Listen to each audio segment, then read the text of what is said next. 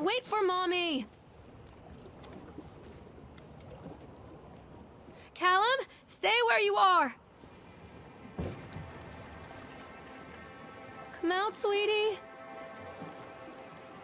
Come on, Mommy!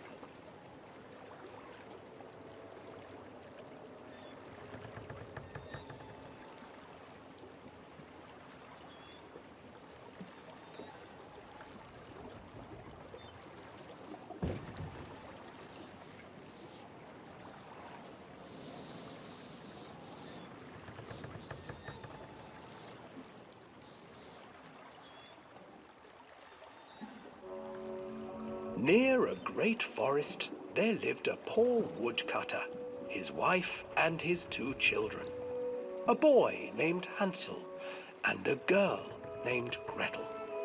They were very poor and had very little to bite or sup.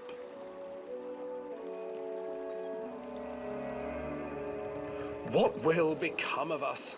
the woodcutter asked his wife one night. "I tell you what, husband, we will take the children into the thickest part of the forest tomorrow and abandon them there." "No, my wife, I cannot do that," said the man. "Then we will all 4 starve, you fool." Hansel and Gretel overheard their parents talking, and Gretel began to weep. "Do not fret, Gretel," Hansel said. He crept out of the hut and gathered white stones from the ground to fill his pockets.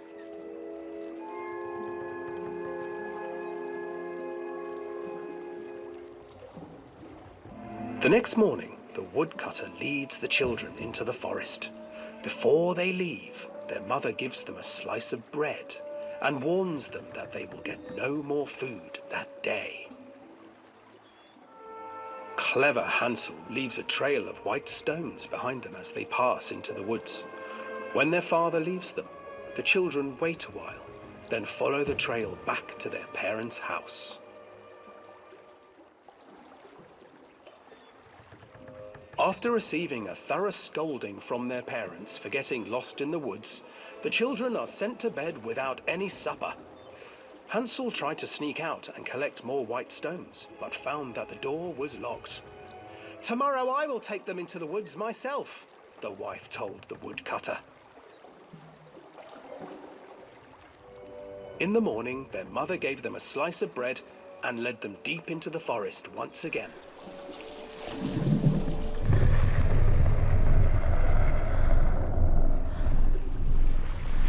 Hansel broke his bread into pieces and left a trail of breadcrumbs to lead them safely home.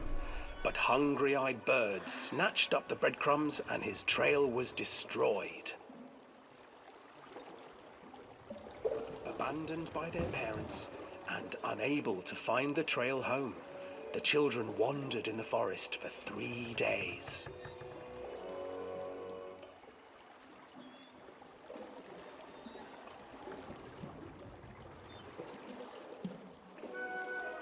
The children stumbled into a clearing with an exceedingly strange house. Its walls were made of gingerbread, and its windows were panes of clear sugar. Hansel, desperately hungry, ran forward and began to nibble on the walls.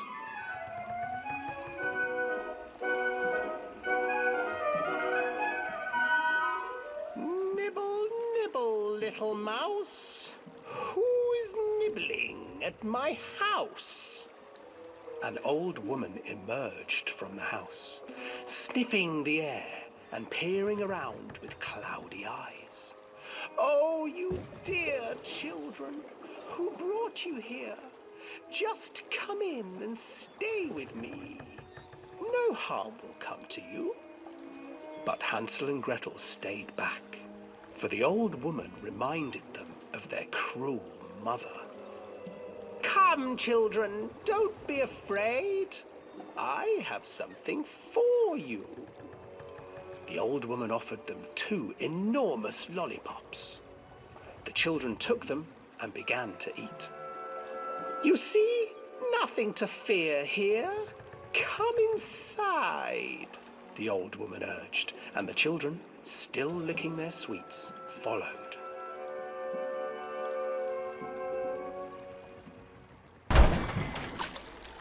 Once inside the house, the old woman changed.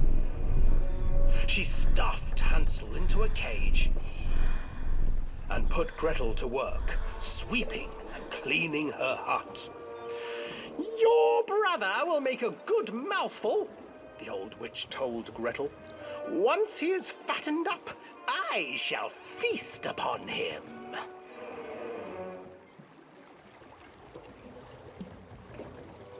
Time passed, and poor Hansel refused to eat, fearing the day that the witch would eat him.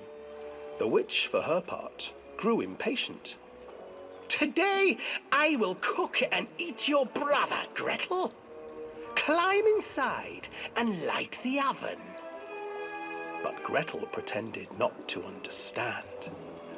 I do not know how. Where is the opening? Fool, the old witch said. The opening is here. And she moved to show Gretel. Seizing her courage, brave Gretel gave the witch a shove, and the old crone tumbled forward into the oven. Gretel slid a large iron bolt over the door to the oven. Gretel freed her brother Hansel, and together they lit a fire beneath the oven.